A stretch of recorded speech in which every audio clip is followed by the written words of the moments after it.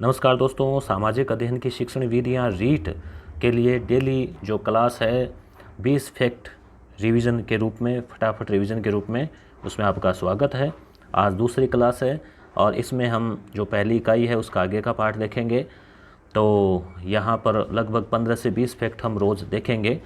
सामाजिक का अध्ययन क्षेत्र अत्यंत व्यापक है, यानी सामाजिक जो है उसका जो अध्ययन क्षेत्र है उसमें सभी विषय शामिल है। इसमें इतिहास, भूगोल, नागरिक शास्त्र, अर्थशास्त्र, समाज शास्त्र, दर्शन शास्त्र, लोक प्रशासन, सारे के सारे जो सब्जेक्ट है वो शामिल है।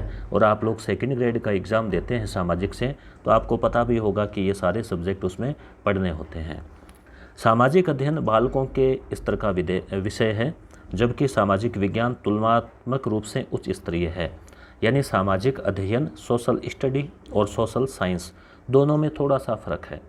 हालांकि जो पुस्तकें हैं उसमें तो सामाजिक विज्ञान ही लिखा रहता है कक्षा 6 के बाद से, और कक्षा 5 तक वो पर्यावरण अध्ययन है। तो सामाजिक अध्ययन जो है एक थोड़ा सा तुलनात्मक रूप से जो है बालकों के स्तर का है, जबकि सामाजिक विज्ञान यानी विशेष प्रकार का ज्ञान, तो वो जो है थोड़ा उच्च स्तरीय है, थोड़ा गहन ज्ञान उसमें आ जाता है। सामाजिक विज्ञान, भौतिक विज्ञान, सामाजिक विज्ञान जो है तो नाम ही विज्ञान है, तो इसका अन्य विज्ञानों से भी इससे संबंध है। जैसे भौतिक विज्ञान से हम बात करें तो विज्ञान में जैसे जो घटनाएं हैं वो सामाजिक में भी, मौसम है, जलवायु है, भूकंप है, ज्वालामुखी है आदि पढ़ने होते हैं, जो कि भौतिक विज्ञान की भी घटनाएं हैं। रसायन विज्ञान की बात करें तो खनिज है, विभिन्न प्रकार के रसायन है, स्वास्थ्य से जुड़ी हुई चीज़ें हैं, उन सब में रसायन विज्ञान से भी संबंध स्थापित होता है। जीव विज्ञान की बात करें तो कृषि है, जो आजकल खाद है, जैविक खाद है, पर्यावरण है, जैविक घटक है, उसके अलावा जैसे ग्लोबल वार्मिंग है, तो ऐसे बहुत सारे पर्यावरण प्रदूषण है, तो बहुत सारी घटनाएं हैं जो कि विज्ञान से जुड़ी हुई है, और वो भी जीव विज्ञान से। इसलिए सामाजिक विज्ञान का विज्ञानों से भी सह संबंध स्थापित है। अब इसमें बात आती है 3R। 3R क्या है कि परंपरागत रूप से जो पहले सामाजिक पढ़ाई जाती थी उसमें 3 चीज़ों पर ज़्यादा जोर दिया जाता था। रिपीट यानी बार बार दोहरान कराना, पाठ पढ़ा दिया फिर दोबारा रिवीजन करवा दिया। रिमेंबर याद कराना, और रिकॉल पुनः स्मरण कराना। मगर आजकल जो है वो समझ पर यानी उनको समझाना, उस पर ज़्यादा बल दिया जा रहा है, उनकी अंडरस्टैंडिंग जो है वो विकसित हो। तो 3R जो है एक तरह से परंपरागत जो पद्धति है वो हो चुकी है। अब हम बात करते हैं ब्लूम वाले उपागम की। तो शिकागो विश्वविद्यालय अमेरिका के बेंजामिन एस ब्लूम यानी BS ब्लूम ने 1956 में शैक्षिक उद्देश्यों का वर्गीकरण प्रस्तुत किया। तो इस तरह से शैक्षिक उद्देश्यों के जन्मदाता या पिता BS ब्लूम माने जाते हैं। उन्होंने शिक्षा के कुछ उद्देश्य बताए। शिक्षा के उद्देश्य, हालांकि इनसे पहले भी शिक्षा के उद्देश्य तो होते ही थे, मगर इन्होंने उनका व्यवस्थित जो है वो विभाजन कर दिया। तो शिक्षा के जो उद्देश्य है वो 3 प्रकार के होते हैं। एक तो है ज्ञानात्मक, यानी ज्ञान से जुड़े हुए, संज्ञानात्मक, ज्ञान से जुड़े हुए जो चीज़ें हैं, उद्देश्य है वो।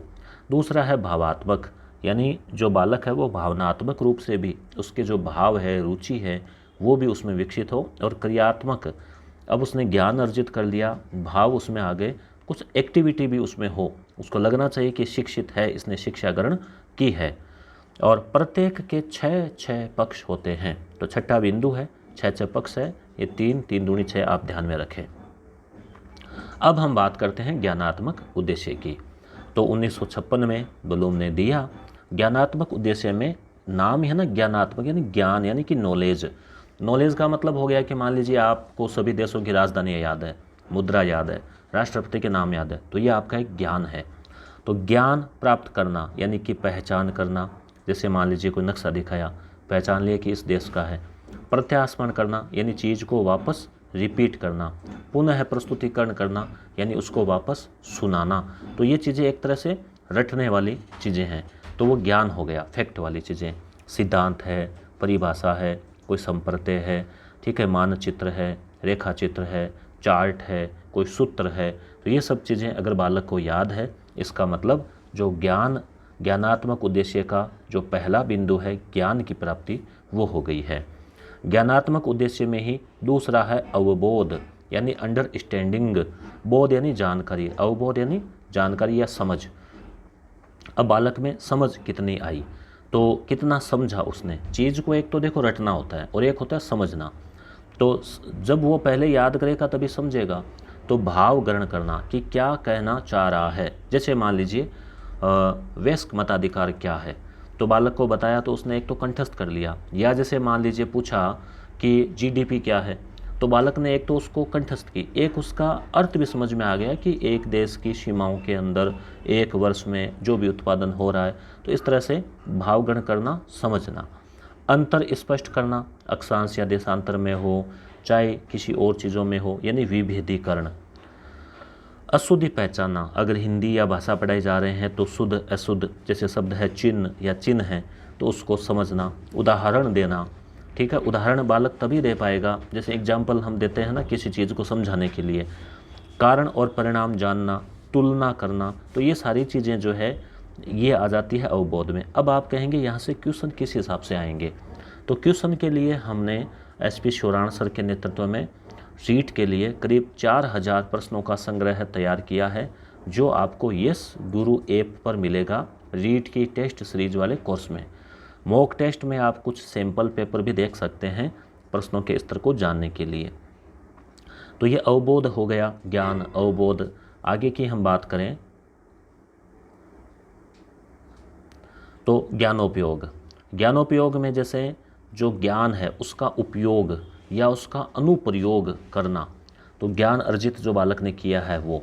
तो अब नवीन परिस्थितियां हैं, जैसे मान लीजिए बालक ने स्कूल में सीखा, कोई पहाड़े सीखे, जोड़ बाकी गुणा भाग सीखा, ब्याज वगैरह सीखा, प्रतिशत सीखा। अब वो बाज़ार में गया और उसको कहा कि 20% का डिस्काउंट है। अब वो वहाँ मान लीजिए कोई कपड़ा ख़रीदा, 200 रुपये शुल्क है, 20% डिस्काउंट यानी 40 रुपये उसने निकाल लिए और 160 ही दिए। तो वो नवीन परिस्थितियों में उसने ज्ञान का अनुप्रयोग किया, तार्किक चिंतन किया, निष्कर्ष निकाला, भविष्यवाणी करना, यानी कि एक ज्ञान का प्रयोग है तो वह कह सकता है कि अगर ऐसा हुआ है तो आगे ऐसा हो सकता है, ठीक है। निष्कर्ष निकालना, ये 2 बार आ गया, कोई बात नहीं। समस्या समाधान करना, परिकल्पना करना, परिकल्पना करना या भविष्यवाणी करना, पूर्व कथन, ये एक ही बात है, भविष्यवाणी पूर्व कथन, मूल्यांकन करना। तो ये जो चीज़ें हैं वो आ जाती है ज्ञानोपयोग में। तो यहाँ से क्वेश्चन बन सकता है कि ये घटना किससे संबंधित है, कौन सा जो है प्राप्य उद्देश्य है। अब बात आती है प्राप्य उद्देश्यों की। ये आप समझ गए होंगे, चैनल को लाइक और सब्सक्राइब करना। प्राप्य उद्देश्य यानी हमें जो उद्देश्य प्राप्त करने हैं एक शिक्षक को, वो ज्ञानात्मक उद्देश्य, भावात्मक उद्देश्य और क्रियात्मक उद्देश्य। और दोस्तों ये जो इमेज है, फोटो है, पेज है, ये आपको मेरे टेलीग्राम चैनल पे मिल जाएगा, उसका लिंक डिस्क्रिप्शन में है। यस गुरु ऐप का लिंक भी डिस्क्रिप्शन में है, तो वहाँ से जो है वो आपको मिल जाएगा ये। तो ज्ञानात्मक में क्या हो गया, ज्ञान, अवबोध और ज्ञानोपयोग, ये ज्ञानात्मक हो गए। भावात्मक में भावना से, मन से जुड़े हुए, हमारे संवेगों से जुड़े हुए, तो अभिरुचि और अभिवर्ति। अभिरुचि यानी रुचि, रुचि मतलब इंटरेस्ट या एप्टीट्यूड। देखो एक ही चीज़ है, इंटरेस्ट या एप्टीट्यूड। अभिवृत्ति यानी कि दृष्टिकोण, नज़रिया, एटीट्यूड, ठीक है। तो दोनों आप सब ध्यान में रखना, यानी विषय के प्रति आपका नज़रिया। अगर मान लो विषय आपने पढ़ाया ही नहीं, या मान लो बालक ने पढ़ा ही नहीं, तो उस विषय के प्रति बालक की अरुचि पैदा हो जाती है। गणित हुआ या अंग्रेजी हुआ या विज्ञान, ऐसे कई विषय होते हैं। कई बार सामाजिक के प्रति भी हो जाता है कि बालक की अभिवृत्ति बन जाती है बहुत कठिन है। तो अभिवृत्ति हमें उसकी ऐसी विकसित करनी है कि उसको लगे कि विषय बहुत सरल है। तो क्रियात्मक की बात करें तो कौशल यानी स्किल, किसी काम को अच्छे से करना। मान लीजिए नक्शा बनाना है या मान लीजिए कोई और अनुप्रयोग करना है, तो कौशल यानी उस कार्य को कुशलता से करना। और आदतों में जैसे मान लीजिए पहाड़े हैं, अपने आदतों में आ जाते हैं तो वो दिक्कत नहीं आती। तो ये प्राप्य उद्देश्य हो गए 3, ज्ञानात्मक, भावात्मक, क्रियात्मक। इनको अलग अलग बांटा है और इन पर विशेष अध्ययन किसने किया, तो ज्ञानात्मक उद्देश्यों पर ब्लूम ने 1956 में विशेष जो है अध्ययन करके प्रस्तुतिकरण किया। भावात्मक उद्देश्यों में ब्लूम के साथ मसीहा और करथवाल ये भी मिले और 1964 में इनको प्रस्तुतिकरण दिया। क्रियात्मक उद्देश्यों पर विशेष अध्ययन किया सिम्पसन ने 1984 में। तो दोस्तों उम्मीद है वीडियो अच्छा लगा होगा।